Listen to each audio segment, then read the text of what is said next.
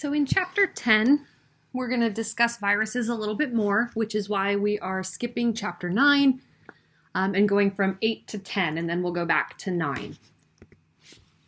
What we're looking at here are the genetic sizes of various viruses, virus-like organisms, and then bacterial genomes.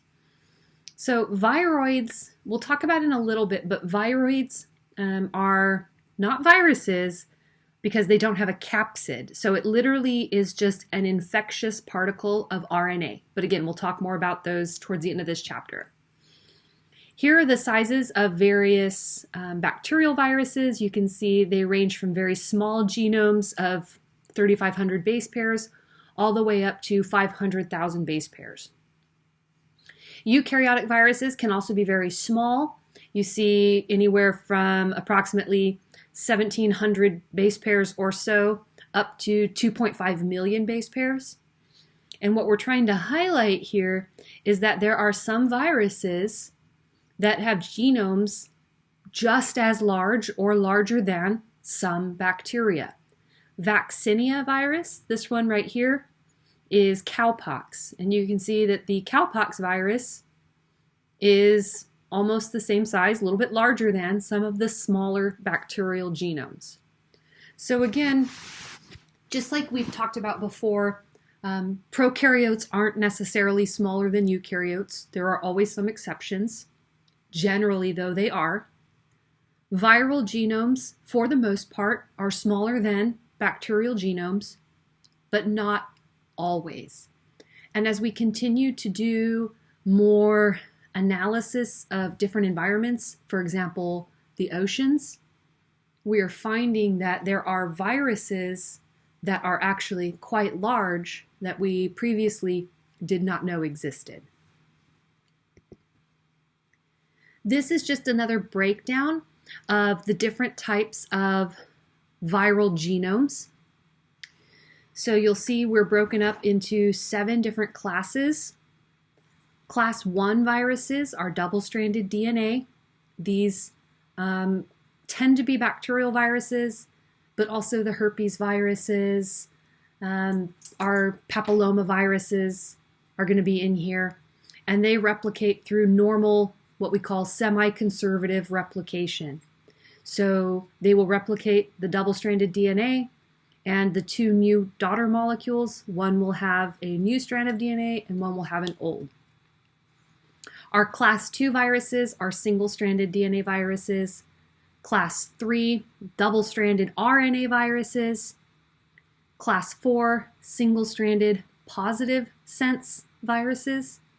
And remember, we talked a little bit about this. If it is a single-stranded positive sense virus, the mRNA, that viral genome, can be translated directly.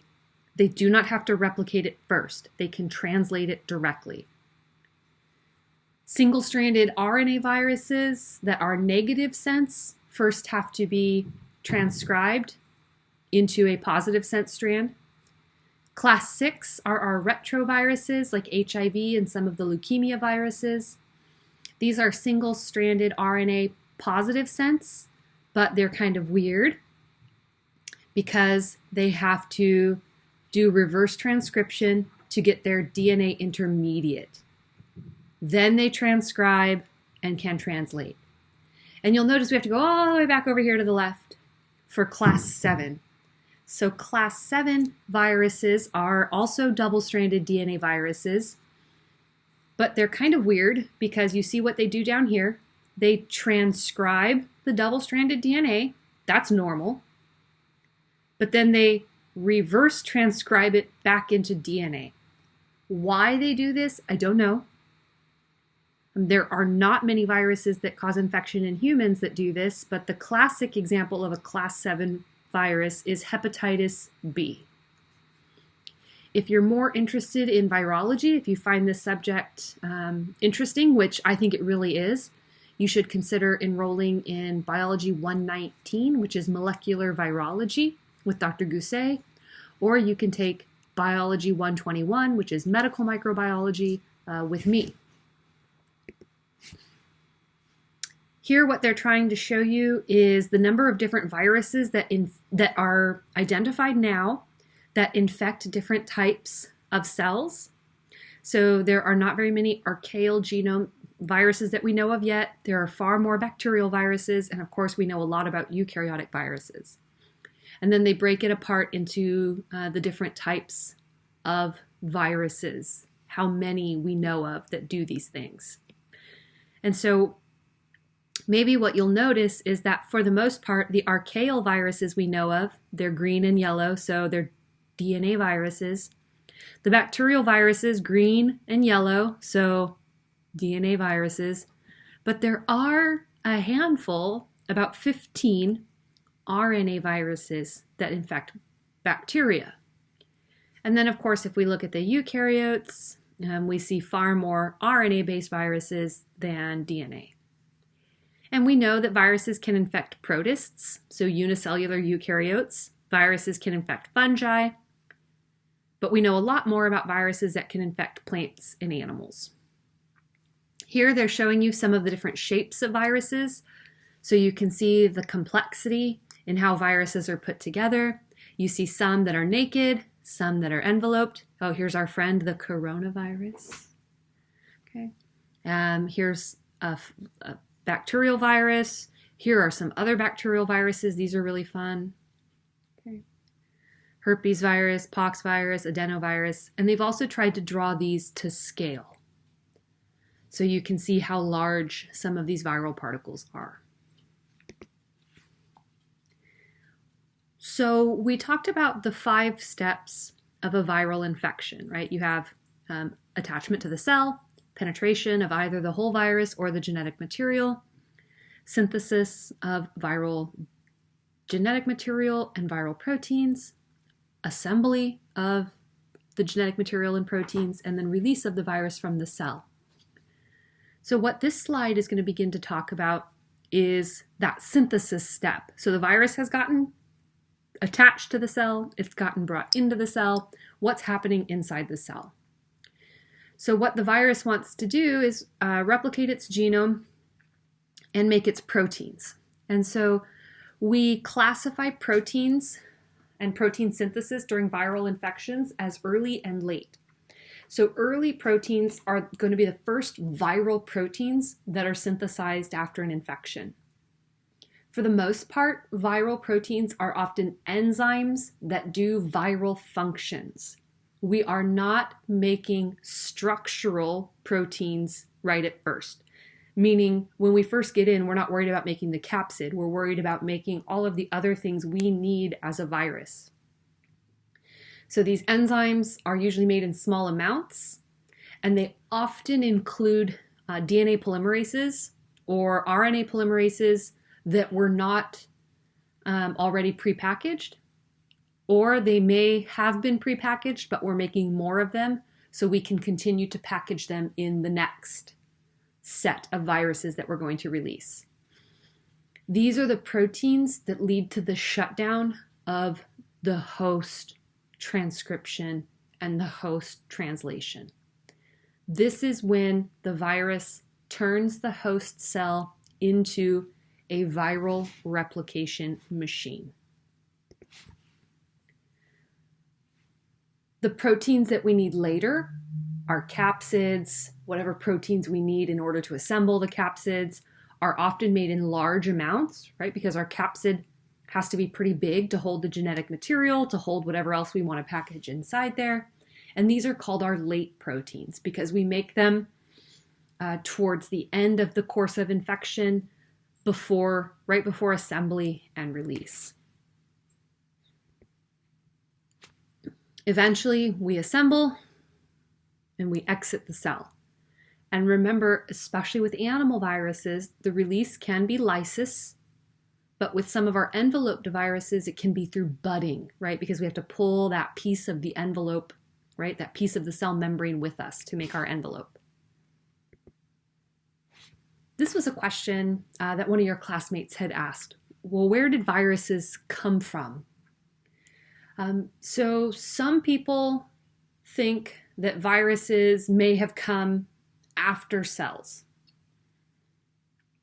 And the idea would be that at some point, perhaps a virus was a type of cell that needed another cell to help it replicate. So it needed the assist. And so what that virus eventually did was lose so much functionality that it basically became a cellular parasite. People also think that viruses are part of what we call the RNA world, and that they helped facilitate the transition from using RNA as a genome to using DNA as a genome. When we talk more about microbial evolution, we'll talk about the idea of what did we think cells first looked like. But as kind of a spoiler alert, many scientists believe that the first cellular organisms were RNA-based organisms, because RNA is actually a molecule that has to be modified to become DNA.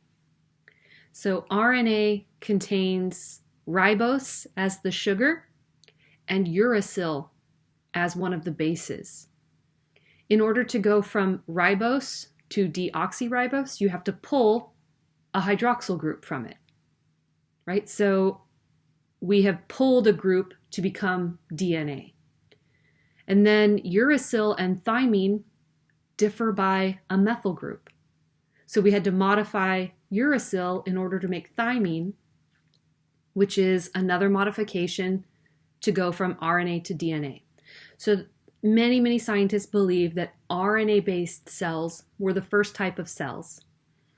Eventually, cells evolved to use DNA, and one of those DNA-containing cells became our last universal common ancestor before we split into our three domains.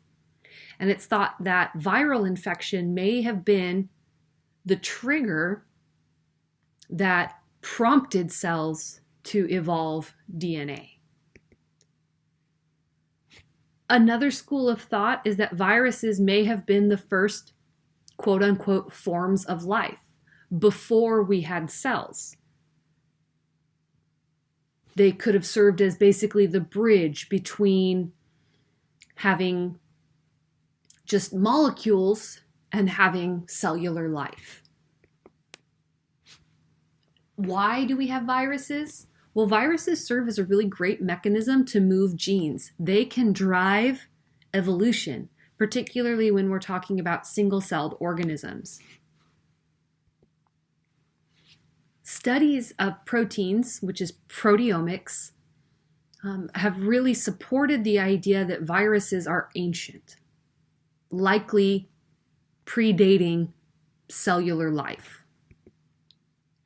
So they don't have ribosomes, and so it's really hard for us to classify them.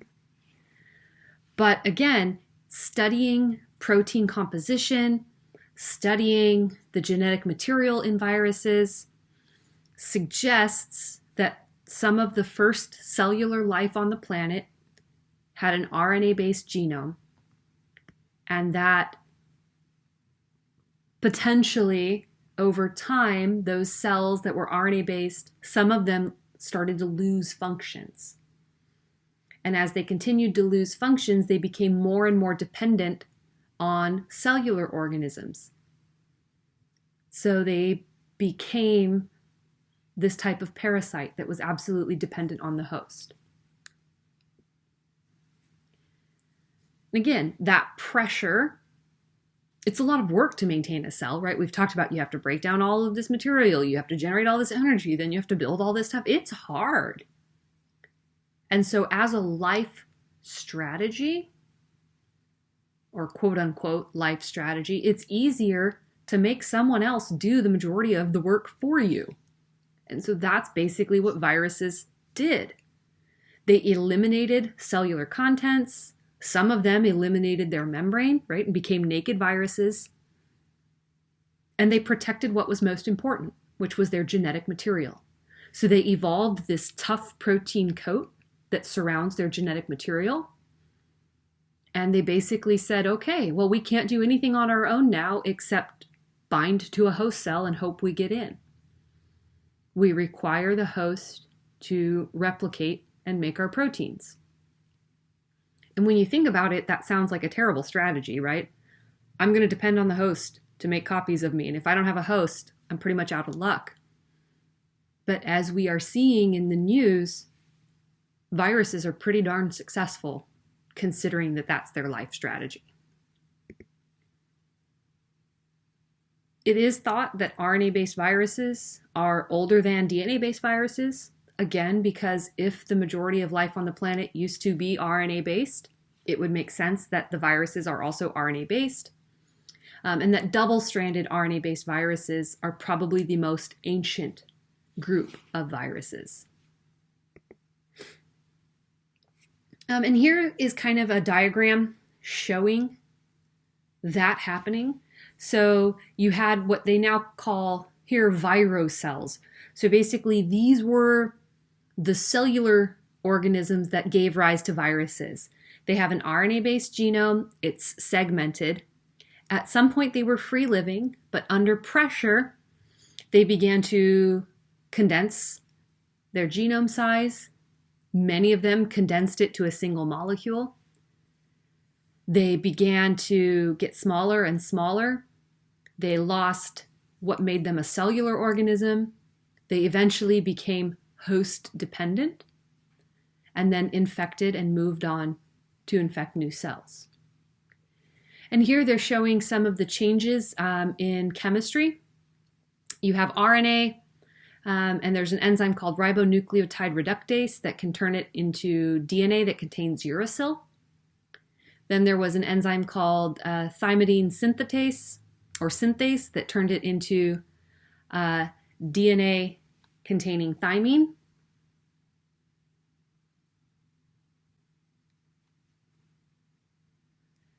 And then you have this HMC transferase. So this is an enzyme that basically allows for the transfer of a methyl group to cytosine, to the C base, to provide methylation to the DNA. Methylation to the DNA is really important for turning genes on and off. So you can see that we've constantly modified our nucleic acids until we get to the types of nucleic acids we have today. And so what scientists think happened is that the first cells here were RNA-based cells. And eventually you had an RNA-based cell and you had this modification inside the virus of the RNA because viruses mutate faster than bacteria. So we've spent our whole semester so far talking about how bacteria can replicate and evolve much more quickly than us. Well, viruses do it even faster. And so at some point, scientists theorized that we had a virus that contained DNA. That virus infected a host cell that was RNA-based, and that RNA-based cell was able to incorporate this new molecule, this DNA, and use that molecule as a genome instead. And there are a number of reasons that this would be really, really important. DNA replication is far less error prone. It's way more accurate. DNA is far more stable than RNA. So this molecule allowed cells to incorporate far fewer mutations, to have much more stability to their genome, and therefore served as a much better molecule to use as the genetic basis for cellular life. And so then you had cells that now had a DNA-based genome. And again, one of those cells became what we call our last universal common ancestor, or our LUCA, which gave rise to our current 3 domains.